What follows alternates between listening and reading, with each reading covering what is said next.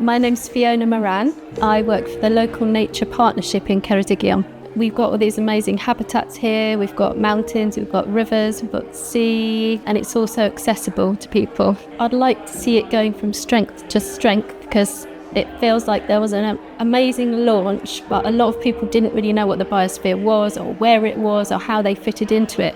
But now people are doing such great projects from all different organisations, and individuals are getting involved and are gradually building up this momentum. And soon we're going to get to the point where people are attracted here to come and see the biosphere and everything we're doing here. So the Local Nature Partnership is to support anyone that's working for nature recovery in the area. So it could be an organisation, a business, an individual, and we just help people get their projects off the ground, look for funding for them and link them up with other people that can support them.